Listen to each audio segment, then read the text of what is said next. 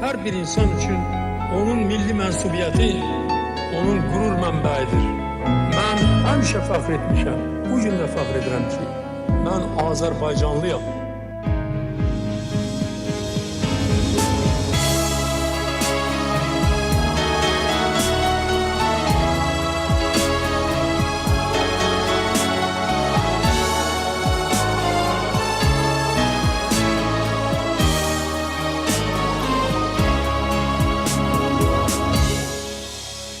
Gözlerinde açılır bu milletin seheri, senin adınla bağlı bu halkın her zaferi.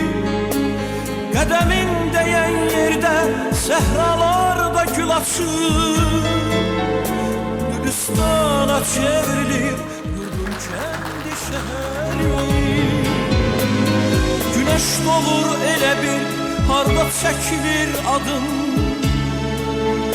dosta fəxarət gəlir, gözü kör olur yadın. Azərbaycan deyəndə səni düşünürük biz, azadlığı inamı xalqa sən bağışladın. Sən elə bir zirvəsən, küləklər neyləyəcək, dünənim bugünüm sən, səninlədir gələcək.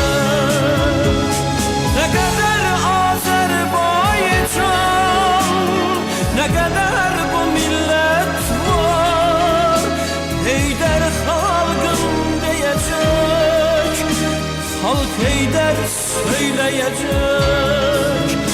Heydər xalqım deyəcək, xalq Heydər söyləyəcək.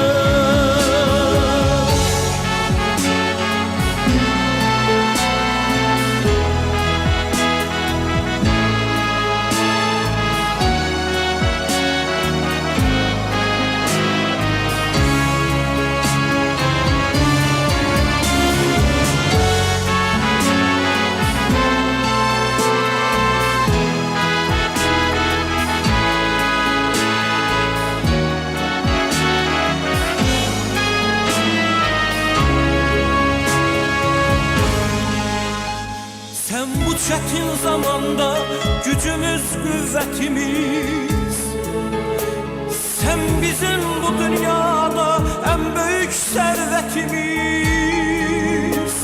Milletin imzası var imzaların içinde, sana halaldır halal ülvü mehabbetimiz.